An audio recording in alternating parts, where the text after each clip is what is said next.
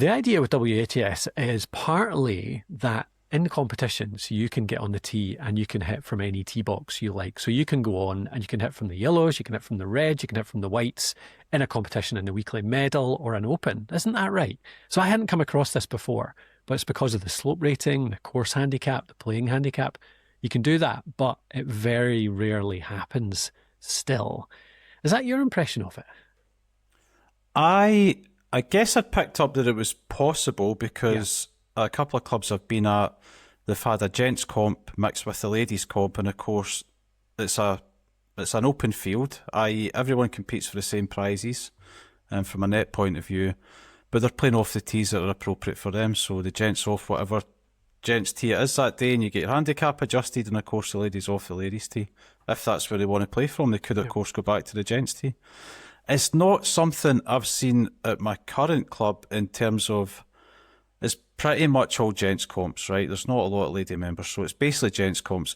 I've never seen a comp that says, look, just play for whatever tee you want and adjust your handicap.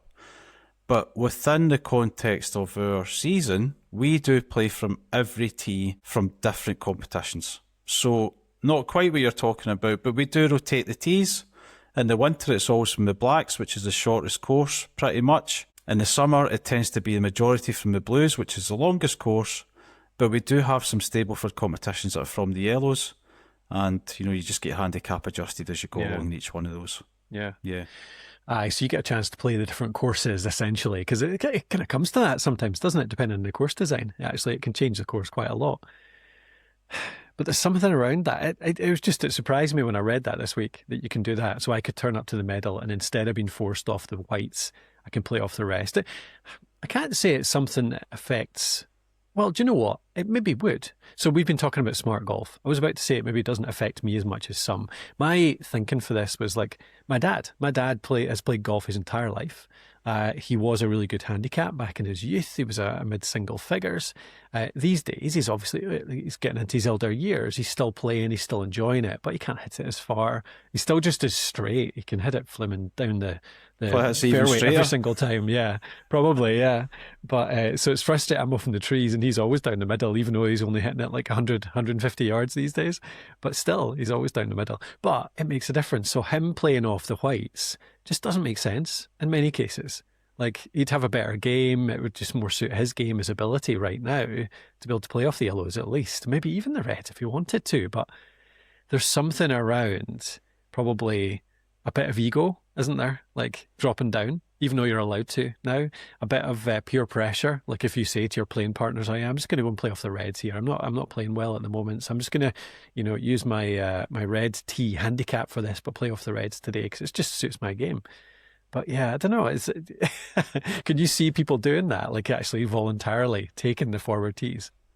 I think that I definitely have changed how I'd approach it. When I was probably up to even 10 years ago, I would generally play from the longest tees I could on any golf course I ever go to. And I've done that actually in the States on a course that was like 8,000 yards long. It was ridiculous. I mean, it was absolutely ridiculous, some of the holes. But nowadays, I actually change the tees that I'm playing off just to see what I can score. So in my home course, I'll play off the blacks. It doesn't make it necessarily easier, but there's a couple of holes I can reach easier in terms of par 5, so it brings it chance in 2. Yeah. There's a couple of par 4s I can then potentially drive, but I can get very close to. So I use it as a bit of fun, a bit of like, how low can I go? Because I want to get that feeling of being hopefully under par and what that does psychologically and all those things.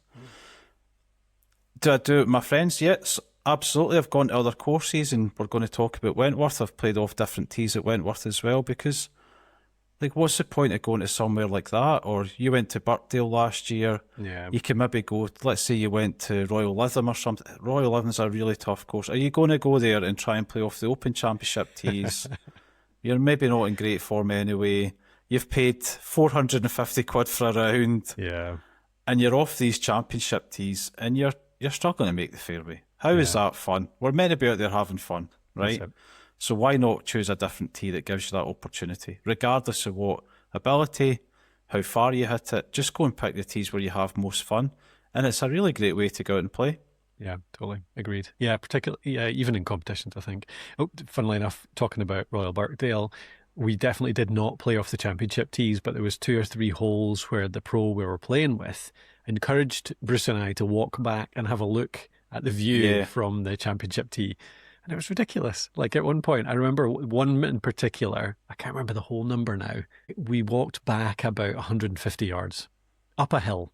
It was up in a dune, up a hill. So you get up on this thing, you're 150 yards. We saw like my dad and the pro 150 yards forward towards the green. We could just about see the green, couldn't see the fairway at all. Like it was just grassy dunes in front of you. That's all you're hitting, just like hitting hope, trusting that you know which direction you're supposed to be going. It was absolutely mental.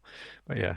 Yeah, no, I just thought it was worth a wee. Yeah, I think if I was playing smart, as we have talked about many times over the past few weeks, I would probably in a competition come forward to the yellows as well, actually, because I'm just hitting my 5 iron these days. Like I'm not using my driver at all at the moment. I'm still working on it. It's getting better.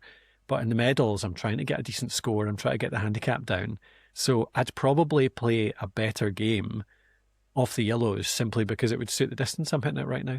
So I don't know. I need to think about that for next time. No, and it's funny. I think I've mentioned on here that in my own course, I would actually go the opposite, not for ego reasons, but the yellow tees, I need to potentially hit a lot of 3-woods. Mm-hmm.